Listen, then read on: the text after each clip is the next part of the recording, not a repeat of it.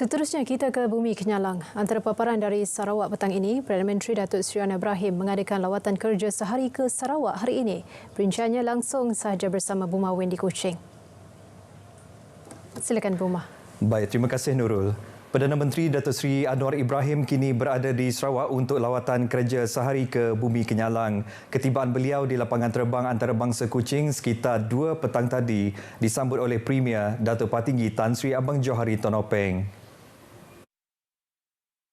Turut hadir Menteri Pembangunan Wanita, Keluarga dan Masyarakat, Datuk Seri Nancy Shukri dan Menteri Pelancongan Industri Kreatif dan Seni Persembahan, Datuk Seri Abdul Karim Rahman Hamzah selaku Menteri Pengiring. Kunjungan Perdana Menteri ke Sarawak kali ini adalah bagi menghadiri Majlis Berbuka Puasa Madani petang ini yang akan berlangsung di Masjid Al-Muttaqin, Kota Semarahan yang turut dihadiri Premier Sarawak. Sebelum itu, Perdana Menteri turut dijadual menghadiri taklimat pembangunan di Pejabat Jabatan Pengairan dan Saliran, Kota Semarahan. Beliau kemudiannya akan meluangkan masa untuk sesi walkabout di Bazar Ramadan Desa Ilmu, Kota Semarahan. Datuk Seri Anwar dijadual berlepas pulang ke Ibu Negara selepas Majlis Berbuka Puasa Madani berkenaan.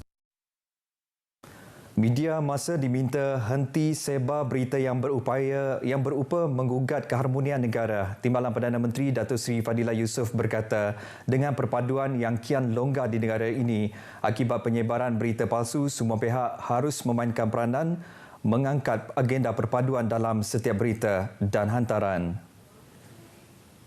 Beliau khawatir jika trend sebegitu berterusan akan mencetus perang saudara di negara ini. Sebab itulah peranan juga rakan-rakan media. Kalau ada perkara yang negatif, cuba ketepikan, jangan highlightkan. Kita lihat pada yang positif. Kalau berlaku, memang ada dalam masyarakat kita, malahan dalam keluarga, akan timbul suami isteri pun kadang-kadang bertelingkap. Tapi kita kena cari perkara yang positif yang mengukuhkan ikatan. Datuk Seri Fadilah bercakap kepada media selepas program Jalinan Insan Wahana Aspirasi Jiwa di Kampung Gita Lama, Kuching. Dalam program itu, seramai 30 orang golongan asnaf dari kawasan Putrajaya menerima sumbangan Aidilfitri. Beliau sebelum itu turut berjemaah solat fardu Zuhur di Masjid Darul Naim, Kampung Gita Lama. Pembangunan naik taraf infrastruktur seperti jalan raya, bekalan air dan elektrik di seluruh Sarawak terus menjadi agenda utama Kerajaan Sarawak. Premier Sarawak Datuk Petinggi Tan Sri Abang Johari Tonopeng memaklumkan 90% projek kerja penaik tarafan membabitkan kos lebih kurang 1.8 bilion ringgit bagi menukar semua paip di seluruh Sarawak. Yang penting ialah waktu itu kita menaikkan taraf infrastruktur jalan raya, bekalan api, bekalan air. Bekalan air itu mungkinnya kita dah dekat 90%, tetapi kita nak tukar paip kita. Paip semua, paip lama. Mana kita terpaksa malah paip baru seluruh Sarawak yang mengambil masa. Harganya 1 bilion lebih, 1.08 bilion. Beliau berkata demikian pada perasmian Masjid Baharu Taman Jelita di Miri, iaitu Masjid Jamal Ad-Din yang membawa maksud kecantikan dalam agama. Masjid Baharu ini dibina pada 2019 sehingga 2024 dengan kos asalnya sebanyak RM6,255,029 itu boleh menampung sehingga 1,000 jemaah pada satu-satu masa. Dalam pada itu juga, Premier turut mengumumkan tambahan dana RM4 juta untuk keperluan lain masjid tersebut seperti ruang akad nikah dan juga van jenazah. Pada majlis sama, beliau juga menyaksikan simbolik penyerahan cek berjumlah RM395,000 kepada 23 masjid dan surau serta 16 gereja dan chapel dalam kawasan Dun Lambir daripada Timbalan Menteri Utiliti dan Telekomunikasi Datuk Dr. Abdul Rahman Junaidi. Jabatan Bekalan Air Luar Bandar Jebab Lawas diarahkan membekal dan menambah lori tangki air untuk diagihkan kepada penduduk di kampung-kampung terjejas di daerah itu.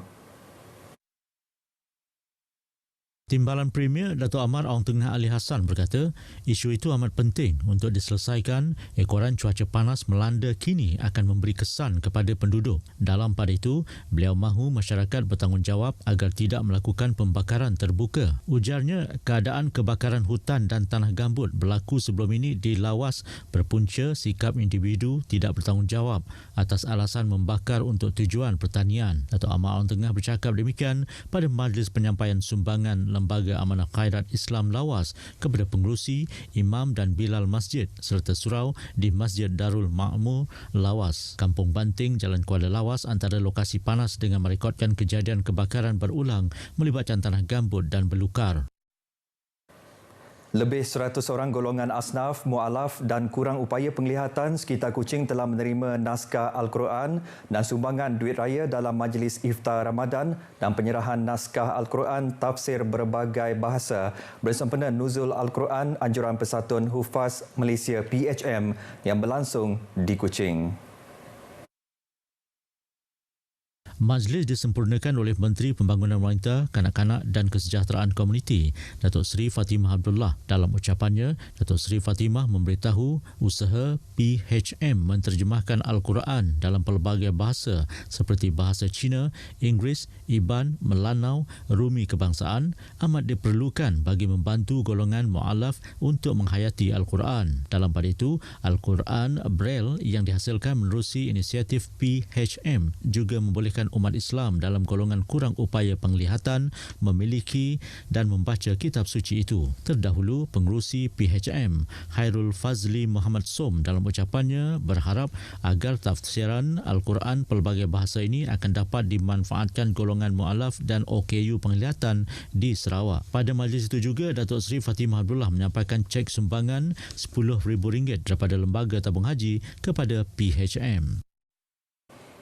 Kebakaran berjaya disekat sepanjang operasi pemadaman kebakaran tanah gambut di Sungai Adong, Kuala Baram sehingga ke hari ini. Ketua Bahagian Forensik Kebakaran Zon 6 Miri, Awangku Muhammad Hazmin Awang Zainal ketika berkongsikan laporan bomba kepada media memaklumkan sejak bermula kebakaran hutan ini 23 Mac lepas, 110 ekar keseluruhan yang terbakar dan kini hanya tinggal 10% yang masih berasap. Beliau memberitahu tiada lagi kepala api yang masih aktif dan tindakan operasi pemadaman pada hari ini terus menggunakan teknik pemadaman waterbombing dan direct attack bagi memadam keseluruhan asap kebakaran. Operasi pemadaman dilakukan sehingga petang semalam menggunakan satu pam, satu aliran 300 kaki, 3 nozzle air terbuka selain menggunakan teknik total flooding. Semalam, Bombardier APMM telah melakukan 7 kali curahan air dengan kaedah waterbombing ke atas kawasan yang masih berapi. Baik, dalam perkembangan sama, pesawat Bombardier CL415 MP Agensi Penguatkuasaan Maritim Malaysia telah berjaya melakukan pemadaman pada keluasan 5.5 km persegi daripada keseluruhan kawasan kebakaran di Sungai Adong Miri semalam.